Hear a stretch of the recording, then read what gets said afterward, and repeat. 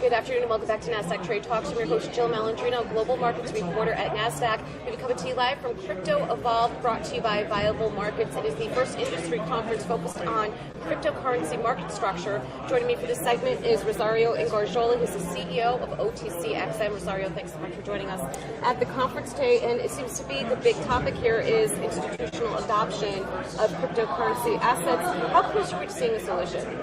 Well, I think the solution is manifold. So there's core market infrastructure that needs to be put in place, which is the sort of thing that we're building, specifically addressing some of the bigger problems in the market around clearing and settlement. But then there's a whole range of other issues that need resolution, bigger names to come in on the custody side and things of that nature. What do you think the single largest impediment is to widespread adoption? I think many would say it's custody, but I think the largest problem in the market is the lack of prime brokerage or the absence of prime brokerage.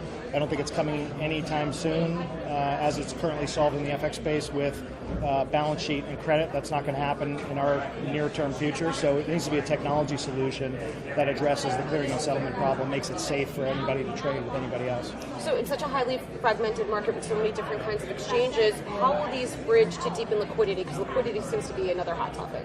Yeah, liquidity is a very hot topic, and really, again, the only way to make it possible for bringing all this liquidity into one place and making it actionable is an actual solution underneath that addresses the clearing and settlement issues that we see. So right now, today, there is no such thing as clearing and settlement cross-exchange without a solution like that. Well, what about OTC trading off-exchange, which is a major component of the market? Will the same technology for cross-exchange trading make OTC trading unnecessary?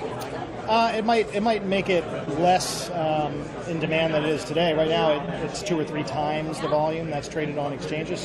But that's largely because the people don't want counterparty exposure to the exchanges, and also because the liquidity on the exchanges is very poor. So I think it will always exist, but the same solution that addresses the cross-exchange clearing and settlement and all of those risks will also solve for that problem. So let's talk about innovation. Are we close to making that a reality? Are there any solutions available yet?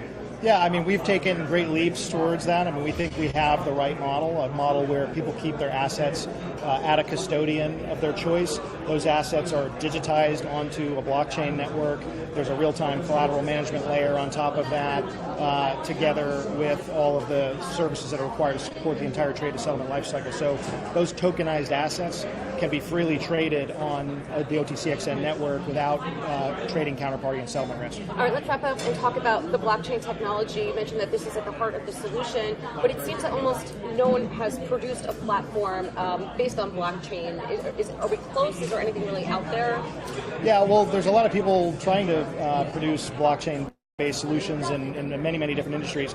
There are very few that have actually gone into production. We were very pleased to announce yesterday that we actually did our first live test trades with tokenized US dollars being exchanged for tokenized Bitcoin on the OTCXN network with an outside custodian. Well, thank you very much for sharing that with us. Yeah. And thank you for joining me today. I'm Jill Malandrino, Global Markets Reporter at Nasdaq.